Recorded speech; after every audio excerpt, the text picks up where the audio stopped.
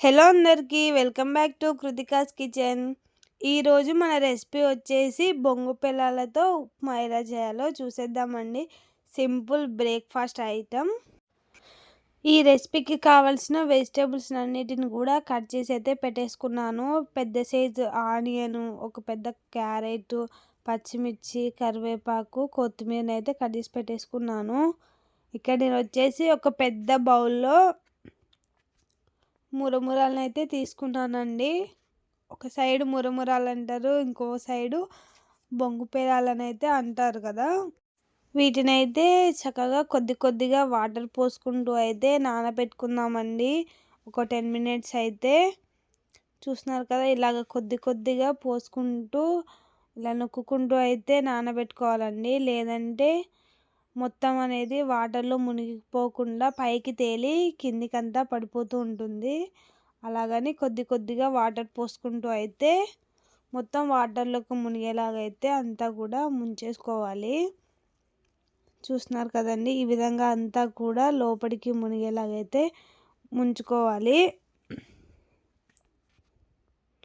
చూస్తున్నారు కదండి, ఈ విధంగా అంతా కూడా కలుపుకుంటూ నానబెట్టేసుకోవాలి.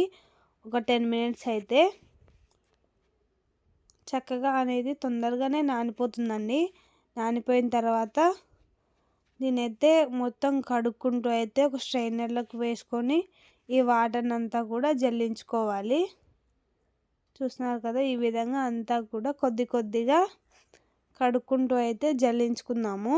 ఈ బొంగు పిల్లలలో అయితే డస్ట్ అయితే చాలా ఎక్కువగానే ఉంటుందండి. అందుకని మనము కనీసం 2 టైమ్స్ అయినా వాష్ చేసి అయితే పెట్టేసుకోవాలి.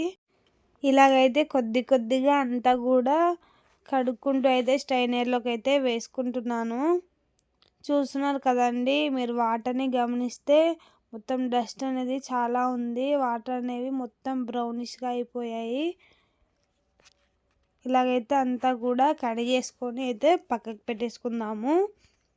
ఇక్కడైతే స్టవ్ వెలిగించుకొని ప్యాన్ అయితే పెట్టేసుకున్నాను.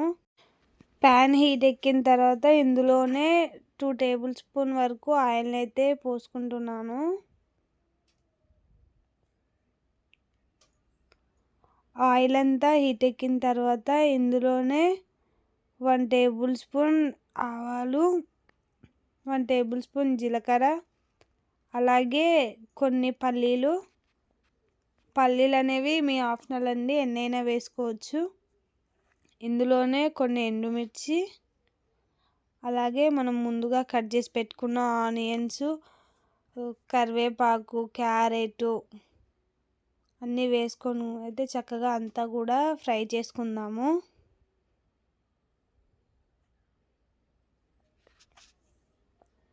చూస్తున్నారు కదండి, ఈ విధంగా అంతా కూడా కలుపుకుంటూ అయితే ఫ్రై చేసుకుందాము. ఆనియన్స్, క్యారెట్ అంతా మగ్గి కొంచెం దోరగా ఫ్రై అవ్వనివ్వాలండి, లేదంటే పచ్చి వాసన అనేది వస్తూ ఉంటుంది. ఇందులోనే మన టేస్ట్కి తగినంత సాల్ట్ని అయితే వేసుకుందాము. అంతా కూడా సాల్ట్ అనేది ముక్కలకు పట్టేలాగా అయితే అంతా కూడా చక్కగా కలుపుకోవాలండి. ఇందులోనే 1 టేబుల్ స్పూన్ వరకు పసుపును అయితే యాడ్ చేసుకుంటున్నాను. ఇందులో అయితే ఎలాంటి ఫుడ్ కలర్ని అయితే యాడ్ చేసుకోవట్లేదండి. పసుపు వేయడం వల్ల కొద్దిగంత కలర్ఫుల్గా అయితే ఉంటుంది కదా. పసుపు అనేది మీ ఆప్షనల్ అండి. ఇందులో అయితే నేను ఒక సీక్రెట్ మసాలాను అయితే వేశాను. అది ఎంతమంది గెస్ చేస్తారో చూద్దామండి. కరెక్ట్గా గెస్ చేసిన వాళ్ళని కామెంట్ చేయండి, పిన్ చేసి అయితే పెడతాను. ఇదంతా చక్కగా మగ్గిన తర్వాత ఇందులో మనం ముందుగా కడిగి పెట్టుకున్న బొంగు పిల్లలని అయితే అంతా కూడా ఇలా వేసుకుంటున్నాను. వీటినంతా కూడా చక్కగా అయితే కలిపేసుకుందామండి. ఈ మసాలాలన్నీ కూడా వీటికి పట్టేలాగైతే చక్కగా అంతా కూడా కలిపేసుకుందాము. చూస్తున్నారు కదండి ఎంత కలర్ఫుల్గా ఉందో. ఒక 5 మినిట్స్ ఇలా కలుపుకుంటూ ఉడికించుకుంటే చాలండి. సింపుల్గా రెడీ అయ్యే బ్రేక్ఫాస్ట్ రెసిపీ అండి. చాలా అంటే చాలా బాగుంటుంది. పిల్లలకైనా పెద్దవాళ్ళకైనా చాలా ఇష్టంగా తింటారండి. 10 మినిట్స్లో అయిపోయే బ్రేక్ఫాస్ట్ అండి. దీన్ని బ్రేక్ఫాస్ట్గా అయినా తినొచ్చు, లేదంటే స్నాక్ ఐటమ్గా కూడా తినొచ్చండి.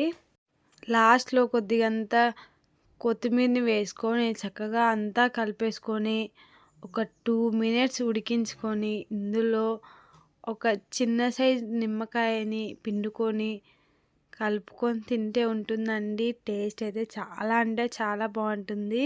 మీరు కూడా ఒకసారి ఇలాగైతే ట్రై చేసి చూడండి.